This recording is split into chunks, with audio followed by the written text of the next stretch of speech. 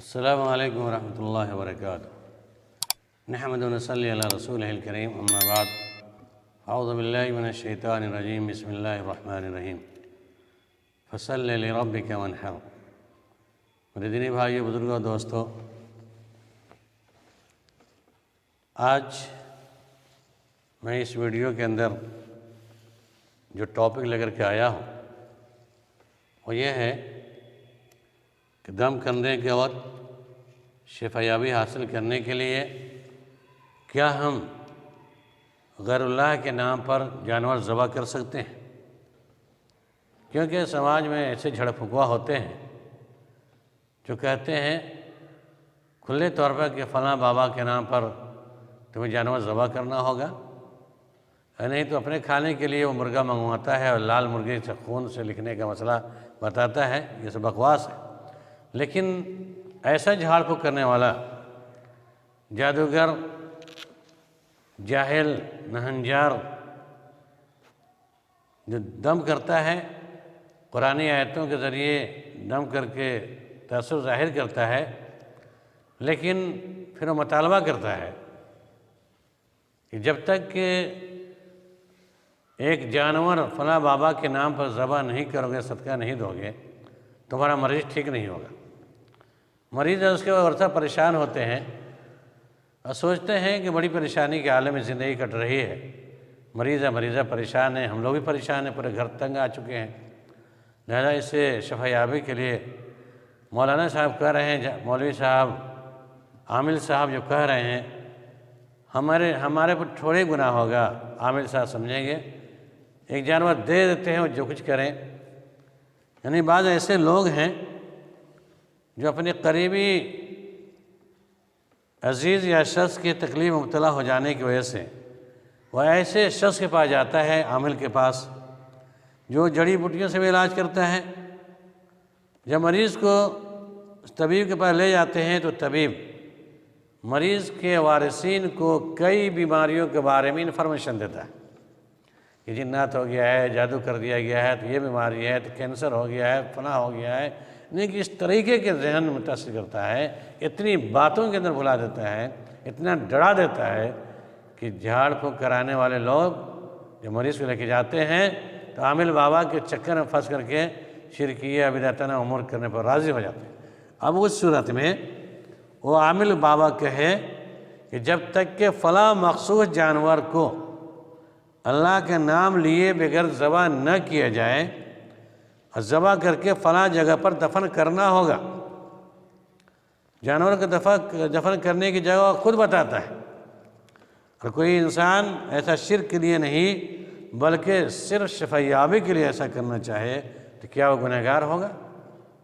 عامل کے بتانے پر غیر اللہ کے نام کے جانور ذبح کر کے کہیں بگاڑ دینا۔ ایسا ہوا بھی ہے کہ کسی صاحب کو بیٹا نہیں زندہ رہ پاتا تھا، تو ایک خصی کو جانور کو زندہ زمین میں دفن کر دیا، اور اس عقیدے سے کہ بیٹا جب پیدا ہوا یہ مرے گا نہیں، زندہ رہے گا۔ تو کیا اس صورت میں کوئی جادوگر کے کہنے پر، عامل بابا کے کہنے پر تمہارا بیٹا زندہ نہیں رہ پاتا ہے، مر جاتا ہے، لہذا اس کے جگہ پر یہ جانور کو مٹی میں ڈال دو، زندہ ہی دفن کر دو، یا غیر اللہ کے فلاں بابا کے نام پر ذبح کر کے اس میں مٹی میں ڈال دو، دفن کر دو، تو یہ شرک ہے۔ کیا ایسا کرنا عقیدے کے اعتبار سے نہیں بلکہ بیماری کے علاج کے لیے کوئی شخص کرتا ہے، کرنا درست ہوگا؟ ہرگز نہیں۔ شفا حاصل کرنے کے لیے یا کسی دوسرے مقصد کے لیے بھی غیر اللہ کے نام پر ذبح کرنا حرام ہے، اللہ تعالیٰ کی لعنت ہوتی ہے، شرک اکبر ہے۔ لعن اللہ من ذبح لغیر اللہ، اللہ کی لعنت ہو ایسے لوگوں پر جو غیر اللہ کے نام پر نظر کے لیے جانور ذبح کرتا ہے، کیونکہ اللہ تعالیٰ نے قرآن مجید کے اندر کہا فصل لربک وانحر، اپنے رب کے لیے نماز پڑھیے، قربانی کیجیے۔ قربانی کرنا، نماز پڑھنا سب اللہ کے لیے۔ ان صلاتی و نسکی و محیای و مماتی للہ رب العالمین، بے شک میری نماز، میری قربانی اللہ رب العالمین کے لیے دونوں جہان کا رب ہے، لا شریک لہ، اسے کوئی شریک نہیں۔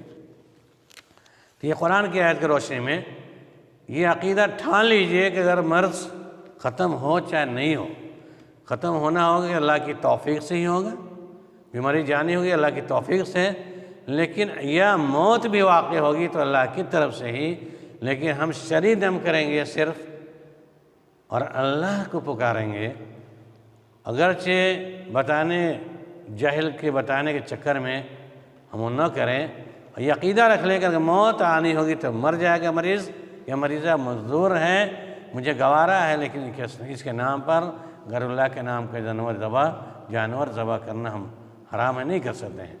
یہ ہے عقیدہ مضبوط۔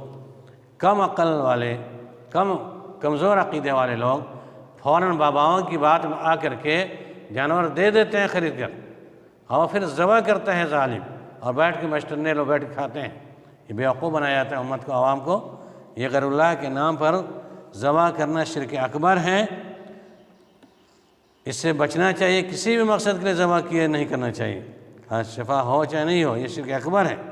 اللہ تعالیٰ نے بیماروں کا علاج کرنے کے لیے بعض ادویات کا استعمال جائز قرار دیا ہے، اور کہ استعمال کرنے کا طریقہ یہ بتایا ہے۔ ہم اطباء کے پاس ہسپتال وغیرہ جائیں، جائز اور فائدہ مند علاج کریں مریضوں کا۔ مثلا اللہ تعالیٰ نے ہمارے لیے کتاب اللہ کو پڑھ کے دم کرنے کا طریقہ بتا دیا ہے، اس طریقے کا استعمال کریں۔ ہم مریض پہ کتاب اللہ پڑھ کے دم کریں، مثلاً دعاؤں کے ذریعے سے دم کریں، شفا یابی کی دعا کریں۔ ایک مومن انسان کے لیے یہی کافی ہے۔ وَمَن يَتَوَكَّلْ عَلَى اللَّهِ فَهُوَ حَسْبُهُ إِنَّ اللَّهَ بَالِغُ أَمْرِهِ۔